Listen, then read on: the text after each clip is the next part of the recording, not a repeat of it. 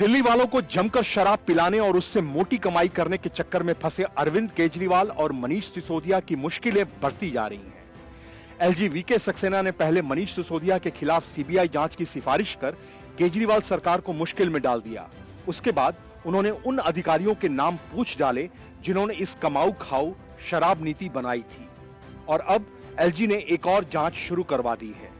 यह शिकायत न्यायविदों, वकीलों और प्रतिष्ठित नागरिकों के एक संगठन ने दी है।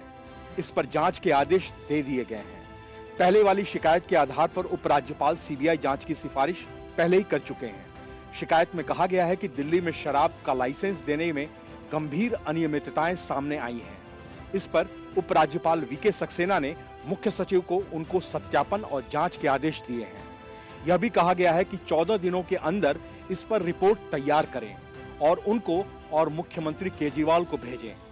किस संगठन ने यह शिकायत दी है यह नहीं बताया गया है। संगठन खुद अपना नाम सामने नहीं आने देना चाहता, क्योंकि उसे डर है कि ऐसा होने पर उसे उत्पीड़न और धमकियों का सामना करना पड़ सकता है। शिकायत में कहा गया है कि दिल्ली एक्साइज पॉलिसी 2021 और 22 का उल्लंघन हुआ है। इसमें गुटबंदी, एकाधिकार को बढ़ावा देने और ब्लैकलिस्ट में मौजूद कंपनियों को लाभ पहुंचाने का आरोप लगा है। अब रिपोर्ट आने के बाद आगे उपराज्यपाल कोई एक्शन लेंगे। दिल्ली के उपराज्यपाल विनय सक्सेना पहले ही केजरीवाल सरकार की चर्चित शराब नीति की सीबीआई जांच के आदेश दे चुके हैं। यह सिफारिश एलजी वीके सक्सेना ने मुख्य सचिव की रिपोर्ट के बाद की थी। खास बात यह है कि इस रिपोर्ट में दिल्ली के उप मुख्यमंत्री मनीष सिसोदिया की भूमिका पर भी सवाल उठाए गए हैं। दिल्ली का एक्साइज विभाग मनीष सिसोदिया के अधीन है। माना जा रहा है कि इस मामले में मनीष सिसोदिया की मुसीबतें बढ़ सकती हैं। नई एक्साइज ड्यूटी में गड़बड़ी के आरोप हैं।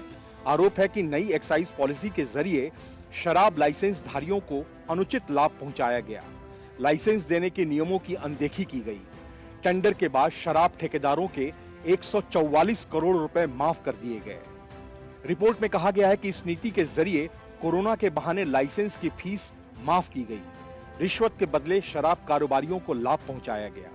आरोप है कि नई आबकारी नीति के तहत उठाए गए कदमों से राजस्व को भारी नुकसान पहुंचा है। Bureau report, news of India.